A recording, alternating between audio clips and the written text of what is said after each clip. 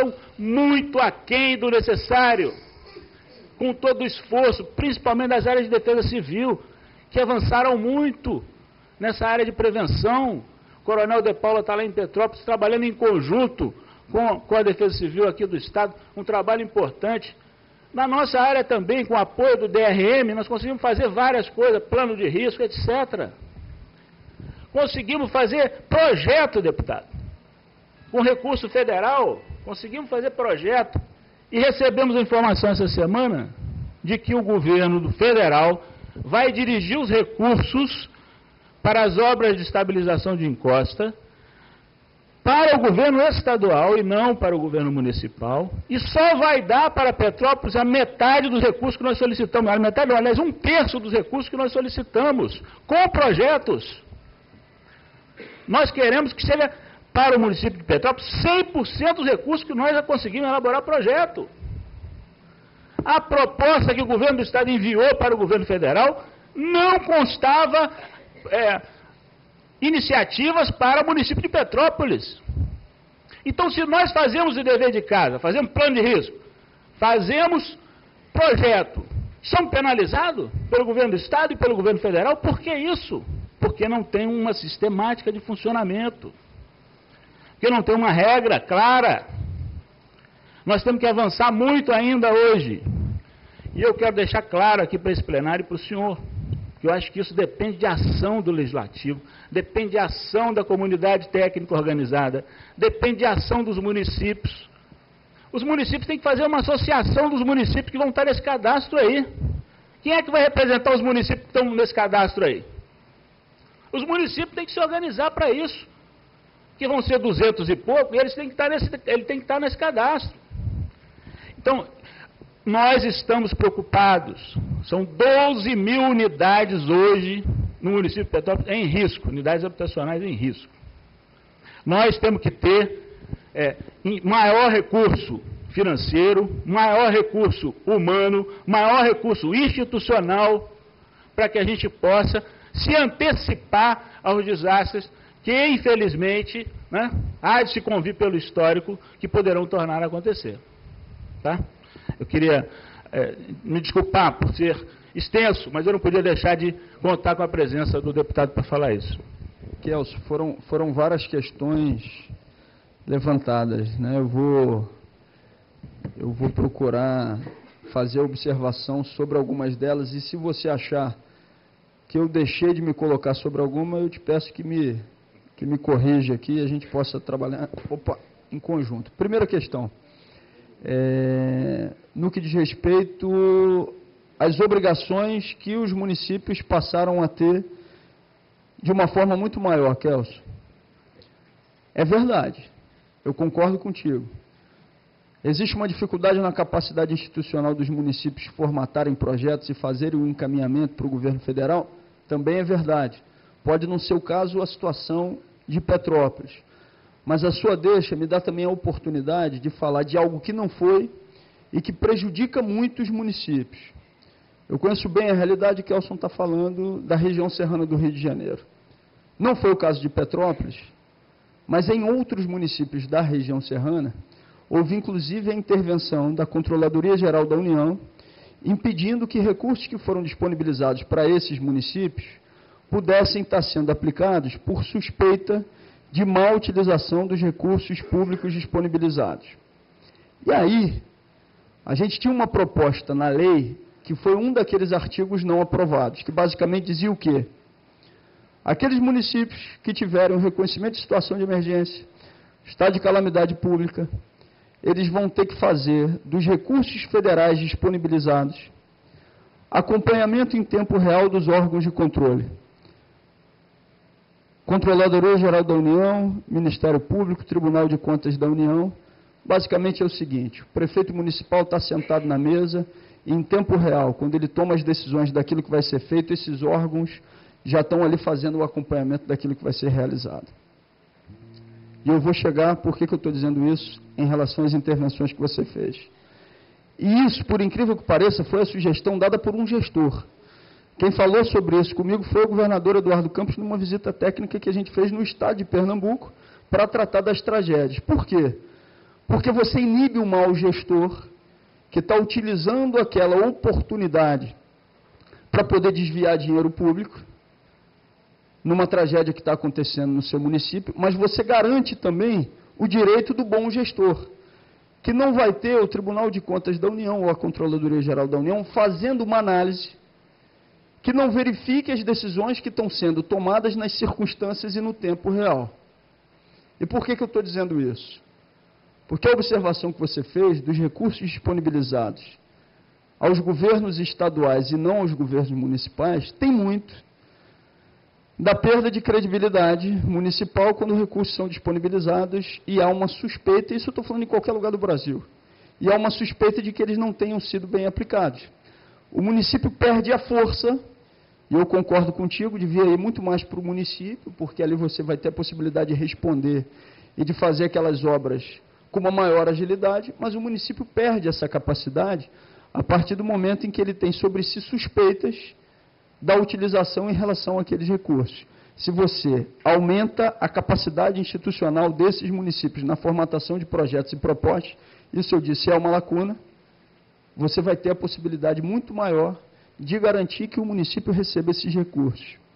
Agora, em relação ao PAC da prevenção, aí é só uma observação, não foram só recursos para compra de terrenos em locais seguros. O PAC da prevenção está garantindo recursos para realização de encoste, até para realização de mapas de risco, está garantindo recursos também para a parte de drenagem e macrodrenagem. Esses 15 bilhões de reais que foram disponibilizados pelo governo federal, eles atuam em diversas áreas e não só na compra de terrenos em locais seguros. Mas concordo contigo, a gente tem que preencher essa lacuna com uma ampliação da capacidade institucional dos municípios. Eu só gostaria aqui de colocar a minha preocupação também com o regime diferenciado de contratação. Desde a época da Copa e das Olimpíadas, quando se começou a se discutir esse regime, que foi um regime importado de Londres, na verdade, que Londres adotou esse regime, eu sou favorável a esse regime. Eu acho que não é com a lei de licitações atual que a gente vai conseguir impedir fraudes nas compras, superfaturamento e etc., né? Então, eu sou favorável, sim, ao regime diferenciado de contratação. Eu gostaria aqui de trazer um exemplo, né? Não sei se vocês têm conhecimento, mas o Ministério de Ciência e Tecnologia está com um edital de licitação, e o edital estava aberto, a licitação para aquisição de pluviômetros na praça, e agora o processo de licitação foi embargado, porque no edital saiu errado lá um ou, tinha que estar escrito A, E ou B, e somente saiu A, E, B. Então, por um problema aí na redação do edital, compras, né, de pluviômetros para a região serrana, né, que você... agora que esses pluviômetros já deveriam estar sendo entregues, né, e a população, a comunidade toda treinada para saber usar um pluviômetro, né, é fácil, mas, enfim, tem que ter um mínimo de treinamento. Bom, enfim, isso não deu certo até agora.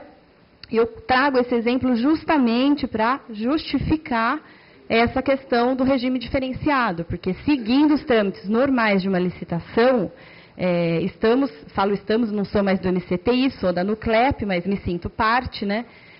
Estamos com todas essas dificuldades, né? E esse processo da aquisição dos pluviômetros já começou há um bom tempo, né? Não foi uma licitação feita às pressas, né? Então, eu gostaria de trazer. E gostaria também de dizer que eu gostei muito da legislação, do que eu li, e também da preocupação com a participação, não somente dos municípios, não somente das associações dos municípios, como ele colocou, mas também da sociedade civil, das pessoas, né? Ou seja, sem a participação popular, eu acredito que a prevenção vai ficar muito complicada, né? A Defesa Civil, os agentes da Defesa Civil são muito importantes. Gostei da ideia, não conhecia a ideia do serviço alternativo, achei muito interessante. Mas eu acho que a proposta tem que ir além, né? E aí é papel dos municípios, sim, fazer articulação com igrejas, com ONGs, com associações, com os centros culturais, enfim, com os pontos culturais. Tem tanto ponto cultural no Rio de Janeiro, não é? Então, assim, eu acho que a gente tem que usar toda a rede de equipamento público, social, para essa finalidade. Tá? Bom, e prazer em conhecê-lo, somente conhecia por telefone. Prazer, Marília. Prazer. E só ressaltando o que a Marília falou, uma preocupação, o serviço público ele não pode ser sinônimo de ineficiência, de algo que não anda, que é moroso, que não tem a capacidade de responder às questões fundamentais, porque senão a gente fortalece uma tese de que quanto menor o serviço público, melhor. E é exatamente a tese em relação à qual nós não concordamos, porque na hora de responder a questões vitais, como é, por exemplo, a resposta e a prevenção a desastres, o papel do poder público é fundamental. Ou seja, não tem como prescindir do poder público exatamente para prevenir e para dar essas respostas. Então, essa discussão do RDC, ela é importante por quê? Porque ela discute se o serviço público, o que tem que ser feito para que o serviço público tenha mais capacidade de responder às demandas sociais. Obrigado, Marília. Nós vamos encerrar às 15h30, temos a pergunta dele, mais uma lá, e fechamos as inscrições, por favor.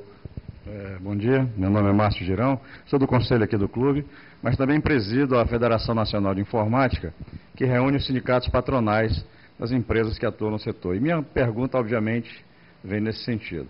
Antes de mais nada, parabéns pela apresentação e pelo seu belíssimo trabalho em relação a esse tema. Bem, prevenção está muito associada à informação.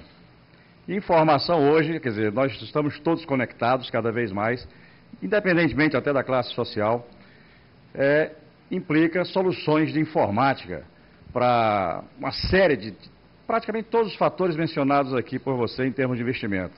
A parte cultural, a parte de ensino, pode ser ensino à distância ou semipresencial, a parte de instrumentalização dos rios, das encostas, etc. Isso pode ser transformado em informações até para o cidadão, ou seja, como é que ele está indo, em alarmes, etc. Então, a minha pergunta, e aí por aí vai, né? A informática permeia todo esse processo de apoio a esse tipo de projeto.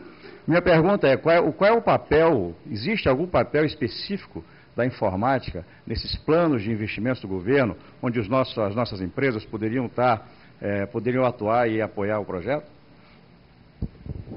E aí eu vou falar da informática, mas vou falar também de outros instrumentos, né, de tecnologia que são importantes. Se a gente for imaginar que na região serrana do Rio, no momento do desastre, o máximo que era possível para ter comunicação entre as diversas regiões era o trabalho realizado pelos radioamadores, ou seja, porque lá você perdeu a possibilidade de se comunicar por telefone, perdeu a capacidade de se comunicar por telefone celular, por telefone móvel ou fixo, e a comunicação entre os bairros e regiões se fazia pelos radioamadores. Então, ao mesmo tempo que a gente não pode esquecer, né, da necessidade que na tecnologia de ponta a gente tem que utilizar uns instrumentos o máximo que eles possam nos oferecer para evitar, inclusive, os desastres, a gente tem que ter um fortalecimento daquilo que também, nos momentos de maior dificuldade, se colocou e se demonstra eficiente nessa comunicação de salvamento de vidas. Então, a gente incluiu aqui na lei, é só uma introdução, a necessidade de que os municípios mobilizem os radioamadores, exatamente na discussão das questões relacionadas à proteção civil. Em relação à informática, fundamental. Vou dar aqui só alguns exemplos. Semadem. Hoje, depois dessa tragédia, o governo federal colocou em Cachoeira Paulista um núcleo, que é um centro de monitoramento de desastres, que faz o acompanhamento 24 horas, com geólogos, hidrólogos, especialistas em desastres. Enquanto a gente está aqui conversando, esse monitoramento está ocorrendo por lá.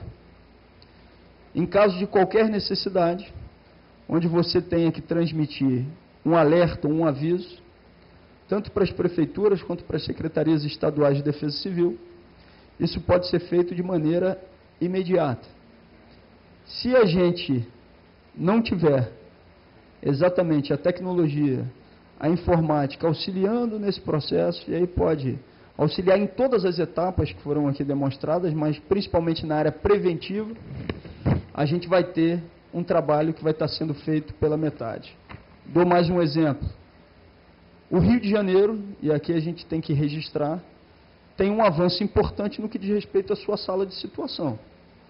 A sala de situação da capital do Estado, que tem a possibilidade de fazer o monitoramento do município como um todo, é um dos claros exemplos em que a informática foi utilizada de uma maneira positiva para que soluções preventivas, mas também de resposta no momento em que o desastre já aconteceu, possam estar sendo realizadas. Então é fundamental, ou seja, não tem dúvida de que essa interação tem que ser permanente com tudo aquilo que foi discutido aqui. Respondi, mestre Márcio? Obrigado, deputado. A última pergunta aqui do Leonardo Varejão. Boa tarde, deputado. Meu nome é Leonardo Varejão, sou geólogo do DRM, que é o Serviço Geológico do Estado, e estou aí há uns bons anos trabalhando aí com área de risco, né? Já corri a maioria dos municípios, subindo e descendo morro com o pessoal da Defesa Civil, metendo o pé na lama mesmo. Então, o que eu queria te falar é um fato que eu tenho constatado que atrapalha bastante na esfera municipal, quando você vai fazer esse tipo de serviço, é que o que acontece é que as pessoas que trabalham geralmente, né, em vários municípios nas defesas civis, elas são colocadas lá pelo prefeito ou por um secretário indicado pelo prefeito. E quando esse prefeito ele sai, depois de 4 anos, ou depois de 8, caso ele seja reeleito, ele manda embora, troca tudo. Aí o que acontece? Acontece que você ou tem aquele cara que é competente, aquele cara que está mesmo fazendo bem o seu papel ali, ele é retirado, né? Aí você volta o processo todo para estacar zero, ou coloca um apadrinhado político lá qualquer, o cara não está nem aí com as 9 horas lá para resolver os problemas. Então minha pergunta é, o que você pensa disso e se você pensou nisso na hora de fazer essa lei? Varejão, né? Isso. Varejão, olha só. Infelizmente, e aí eu estou fazendo aqui uma referência a todos, a nós todos, a sensibilização vem quando você passa por uma situação de muita vulnerabilidade, de muita dificuldade, né? Hoje em dia eu entro no carro, no banco de trás, e a primeira coisa que eu faço é botar o cinto de segurança, mas eu tive que ser sensibilizado aí à força, né, para que isso acontecesse. E por que eu estou dizendo isso? Coloquei na lei, mas a gente sabe que essa é uma preocupação também que deve ser de natureza cultural e deve se modificar ao longo dos anos. Não foi aprovado, mas um daqueles artigos, e aí eu tomo a liberdade de dizer, no site da